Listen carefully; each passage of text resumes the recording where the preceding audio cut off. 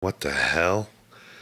This looks dangerous, man. Ooh, look at that landing. That's why. Oh my God.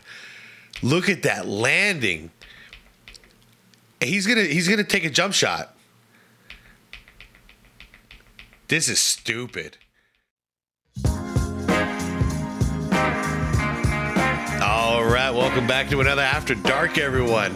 Hope y'all are having a good night so far. Hope you guys had a wonderful day. And welcome to the After Dark of the 24th. Wow, how did we get here so fast?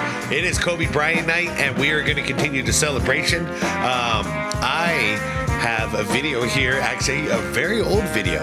This is from our buddy Johnny Arnett, and this is titled "Why Kobe Bryant is the Greatest Ever." GOAT Series, 3 out of 6. I don't remember if I watched any of these, actually. This might have been before the time I knew of Johnny Arnett, but I can't remember because back then I used to just randomly watch basketball YouTube videos, so not sure if I ever watched it. If I did, I sure as hell probably forgot about it. So anyways, we're going to check this video out. If you guys don't know, Johnny Arnett, his favorite player of all time is Kobe. So it should be interesting because it's always fun to see somebody try to not do it in a biased way, but I totally expect him to be a little biased here because it's only natural, it's only human. But Johnny's always fair, so this should be interesting. Anyways, you guys, enough rambling. Let's get into this. If you could do me a favor, like the video, hit that subscribe button if you wanna be a subscriber and get more content like this. And yeah, link is gonna be down below in the description for the original video from Mr. Arnett. And you also see a list of channel members. Shout out to channel members. I appreciate you all, and I'm sure you're ready as I'm ready to get to this intro. Let's do it. Speaking of Kobe,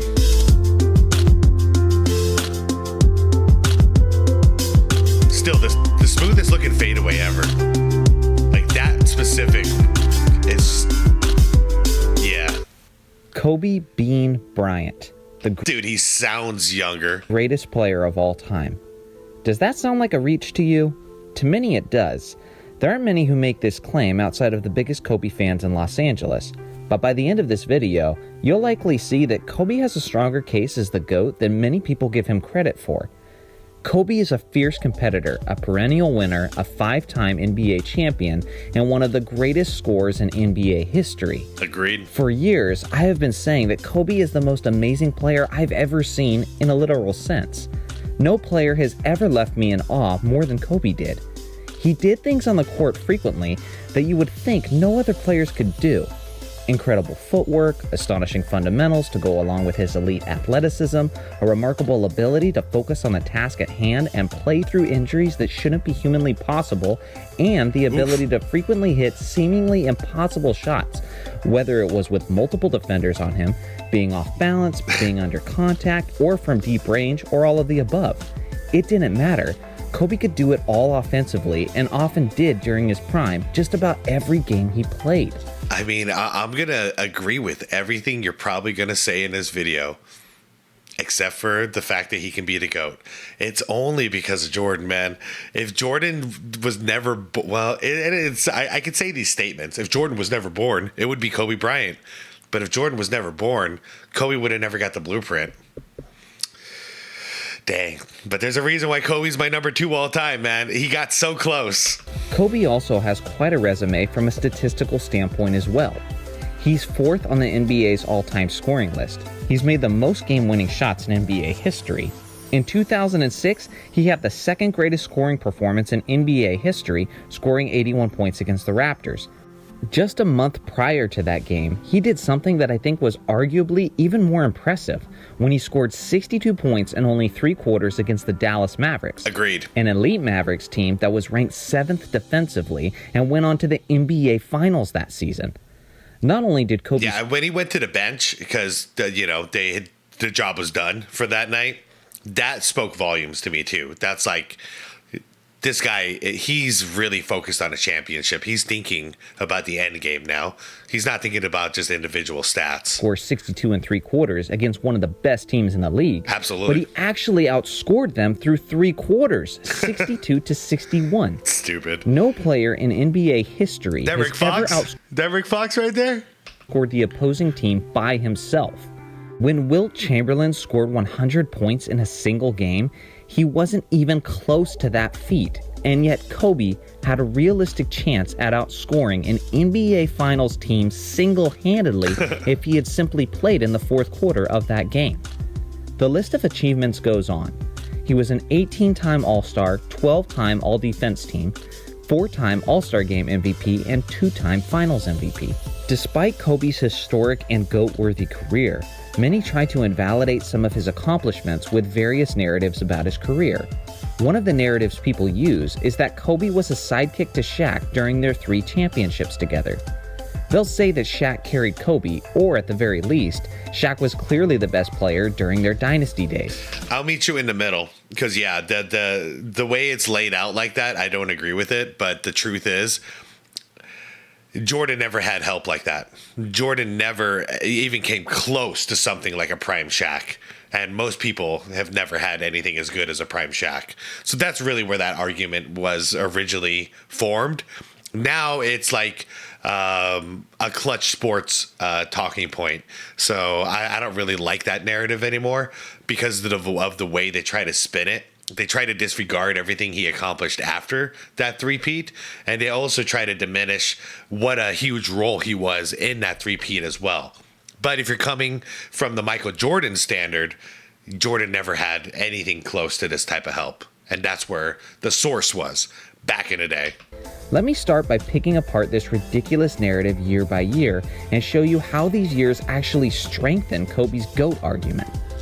The year 2000 was Kobe and Shaq's first championship run.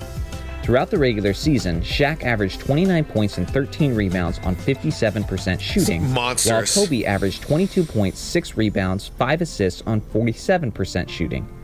This was the only championship season where Shaq was clearly the better player, but even with that being said, neither Shaq or Kobe could have won the championship without the other player. Everyone remembers Shaq dominating the NBA Finals and securing Finals MVP, but they also forget the road to the Finals.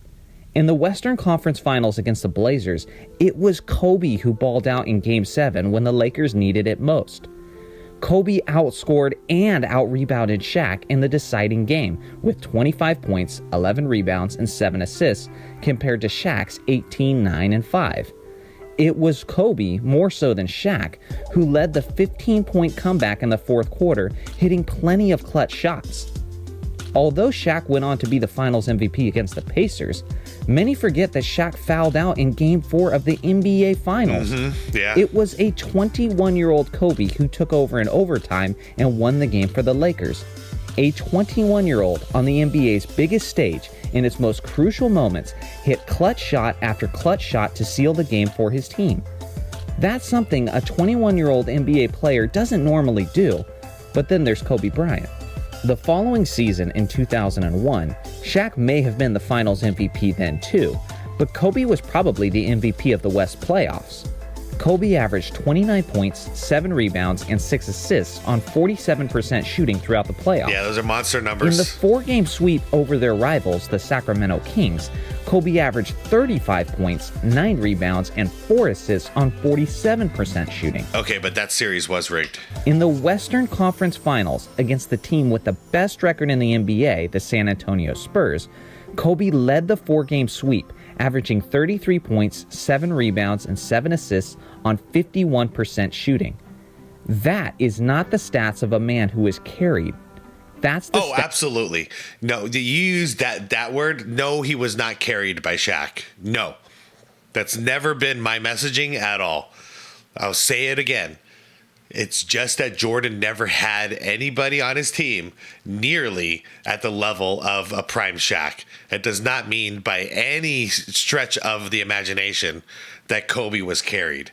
Absolutely not. He did his damn job. Of a 22-year-old assassin who was championship ready and look at J Kid with the hair. I don't know what he was doing out here in Phoenix. Why do you have to do it? Why do you have to? What's with the bleached freaking blonde hair? Moment. The season after that, in the 2002 Western Conference playoffs, Kobe was once again arguably the MVP. He led the Lakers in scoring 2 of the 3 rounds, and the games were filled with clutch Kobe moments. So not only was Kobe not carried during their 3 championship runs, but he was arguably the best player during the tougher Western Conference playoffs 2 out of their 3 championship seasons. And again, Kobe was only 21 to 23 years old during these runs. If that isn't information that supports someone's GOAT case, then I don't know what does. After the Kobe and Shaq split in the summer of 2004, Kobe would be left to compete in the tough Western Conference with a horrible supporting cast. Yep. This is one of the most... And to be fair, this is when he really earned the majority of the respect for me, is because he had to rebuild. Because he inherited a hell of a team. When he got drafted in 96, he inherited a great team, a great organization. It was centered around, one of the greatest players of all time, Shaq. He had it good in the beginning. But then to lose everything from your coach to to Shaq to all of this and start from the ground up, watching him build that team up into that championship team they became again, that's where it's at. To me, that's where I really focus on those last 2 championships way more than I do those first 3.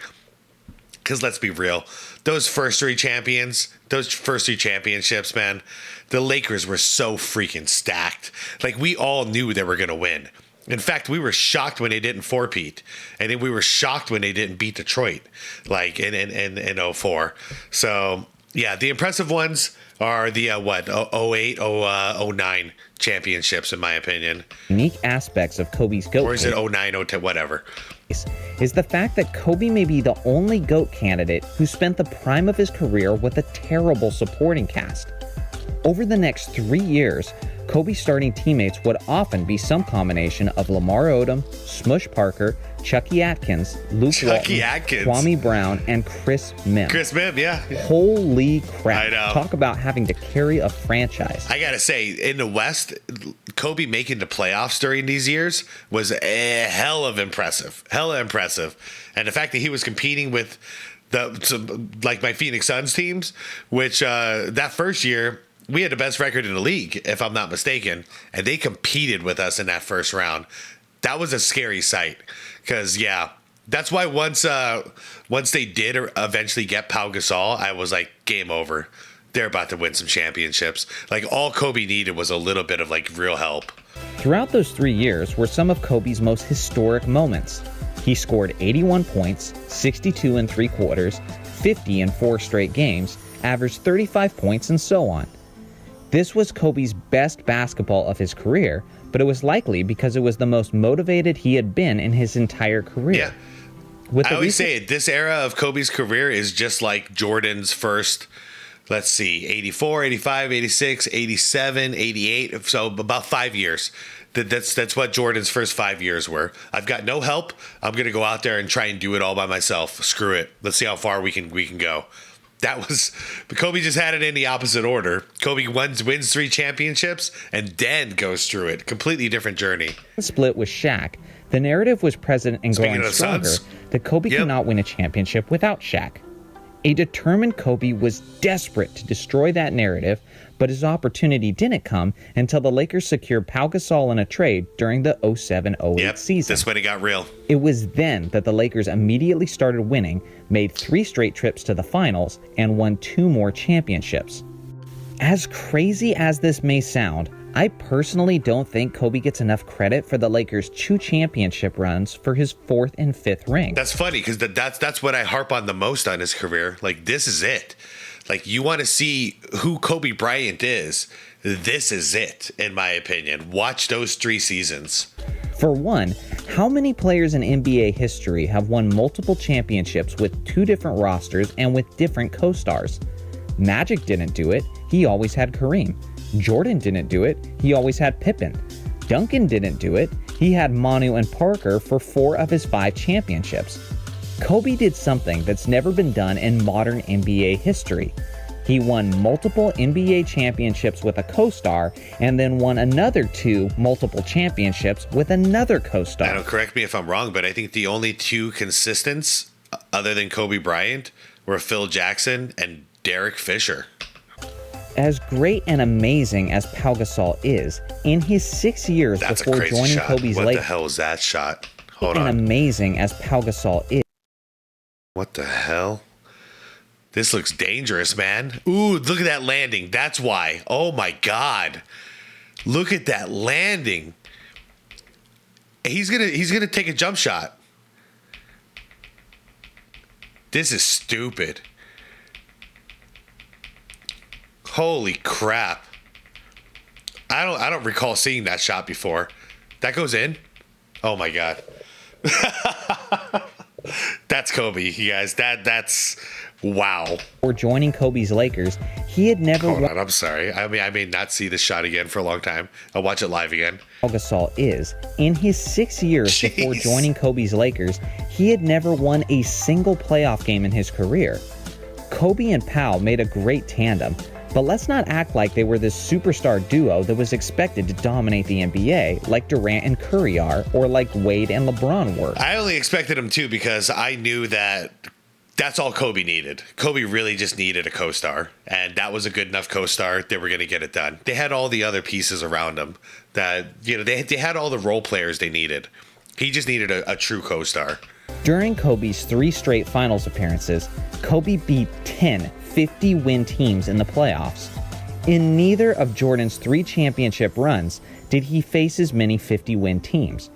It took LeBron James his entire 8 straight finals appearances to match the amount of 50-win teams that Kobe beat in only 3 years. My point is essentially that Kobe won his 2 championships without Shaq against some of the toughest competition a superstar player has ever seen. 100%. That era of the West, I think, is the craziest era of the West I've ever seen. Still to this day. Like, there was 80% of the talent was in the West, it seemed. So in other words, like, you get out of the East into the finals and it's no big deal. It's like, you're about to lose no matter what. And then that's what made those stories so crazy when like a team like the 04 Pistons made it to the finals, because we're like, yeah, you all were good in the Eastern Conference, but you're about to get a rude awakening here. But then they actually win. Like, that's a big story. Was the competition about as fierce as it gets, but Kobe had the deck stacked against him for his 2 championship runs. During the 08-09 championship season, just 50 games in, Andrew Bynum went down to a torn MCL. Despite the fact that their 3rd best player's season had been essentially ruined, Kobe still led the Lakers to win the championship that season. The following season, only 21 games in, Kobe fractured his index finger on his shooting hand. Rather than missing any time or receiving surgery on the finger, Kobe continued to play throughout the season with the broken finger. Even a broken and wrapped index finger on his shooting hand wasn't enough to stop Kobe from leading the Lakers to their 2nd straight championship. This is what makes Kobe so special. It is, because, nowadays, pretty much anybody who experienced that would have missed the rest of the season. Players with broken bones, or maybe not the rest of the season, but they would have missed at least months of the season, aren't supposed to lead teams to success. But then there's Kobe Bryant. The reality is, Kobe's career was not supposed to be as legendary as it was. Not when you consider the fact that Kobe was almost always battling through significant injuries, he fought through a loaded Western Conference throughout his career, and he spent the prime of his career with a laughable supporting cast. Yet despite all of that, Kobe still comes out on top with legendary numbers and 5 championship rings. This is why Kobe Bryant is the greatest player of all time.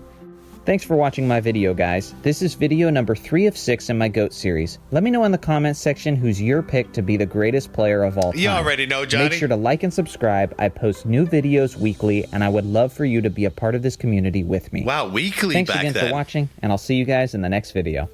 Dang. Weekly. YouTube was a different game back then, huh? Jeez. Great video. It's exactly what I expected from a hardcore Kobe Bryant fan, which did not disappoint whatsoever. it was a perfect video, man. It is funny to me how much younger Johnny sounds in these old videos, but it's so cool to see him doing the grind way back then and still to this day kicking ass. Way to go, Johnny. Yeah, to answer your question, you already know who my GOAT is. It's MJ. There's no comparison, but man, did Kobe come close. That's what I'll always say. Kobe was the only person that like actually put that fear into me. Like, oh crap, I think we're about to crown a new GOAT. And back then I wasn't ready for it. Nowadays, you know, I'm old enough where I kind of do. I want to see a new GOAT, but I want to see like a real one, you know, not like a fabricated GOAT, like something that's real and authentic, you know, a true story of a great warrior that rises above over and over and over again. I want that. But Kobe came close. I remember when LeBron joined Miami, I thought like, okay, maybe he's gonna spend the rest of his career here, and they're gonna stack up rings. But that's before I realized that LeBron would just run away from adversity anytime he faced it. So yeah, it only lasted 4 years and he blew it up. So that was good, because after that I'm like, yeah, it's over. His case is over. His argument is over. But it's crazy because that was 12 years ago. And there's nobody on the radar since then. For the last 12 years, there is nobody even in the conversation to possibly surpass Michael Jordan in that position. And yeah, it's weird. And I think that's why like the LeBron stuff is just being forced, because there's a lot of dead time right now if there's no possibility of somebody being that GOAT, you know? I mean, people are doing it in football with Mahomes, a little premature in my opinion, but it seems to be the way the media goes. You got to take anybody who can, that way we can just have this debate. But anyways, Kobe made it a real debate for a little bit there. He really did. And I thought he might get the 6 or 7 championships. Once he got 5, I'm like, uh-oh, we're in trouble now. Anyways, guys, I am out of here. Thank you for celebrating the 24th with me and to honor the legacy of Kobe Bryant. I appreciate you guys. We'll be back to this next month. We'll do it again. And tomorrow we're back to business as usual. So we'll see what we're gonna react to tomorrow. But I appreciate you all being here. Leave your comments down below. We can have a fun comment section. Let's all talk about Johnny's baby voice in this one or something. It'll be funny. I'm sure Johnny will be real happy with me about that one. Anyways, guys, like the vid on the way out if you could. Hit that subscribe button if you want more content like this. And most importantly is to be water, my friends.